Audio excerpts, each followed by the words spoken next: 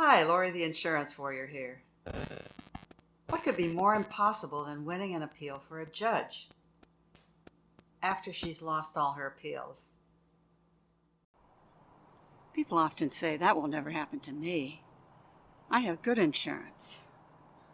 They paid for my knee replacement. They never give me any trouble.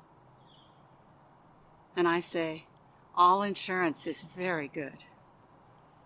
Until you need something they don't want to pay for. Do you really want your insurer deciding who does your brain surgery?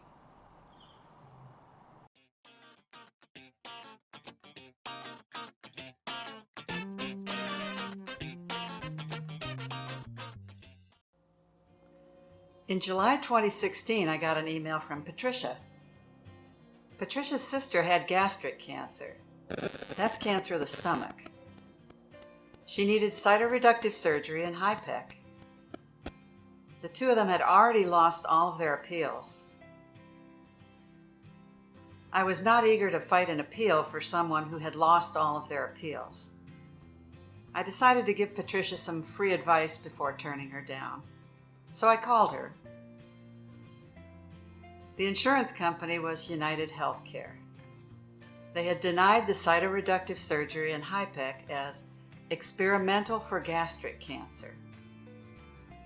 Most insurance companies only like to approve this surgery for appendix cancer. I said, let me look through my files and see what I can find.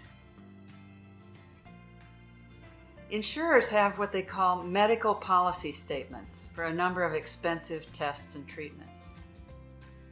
These documents state their official position on when and under what circumstances they'll pay for it.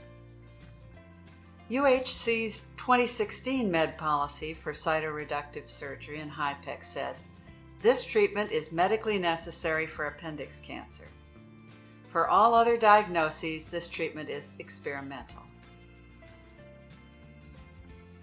Back in 2009, I spent a week looking up the med policies for HIPEC for 57 different insurance companies. All 39 Blue Cross and Blue Shield companies, Aetna, Cigna, United Healthcare, Kaiser Permanente, you name it. I printed them all and put them in a giant notebook. I remember that there was one insurer who approved HIPEC for gastric cancer back in 2009. I went through the entire notebook. Guess who it was? United Healthcare. United Healthcare would be hard-pressed to explain how the treatment that was medically necessary in 2009 suddenly became experimental in 2016.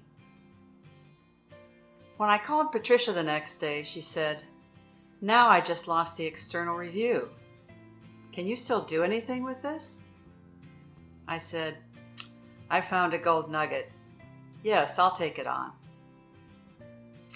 The case included plenty of other embarrassing material.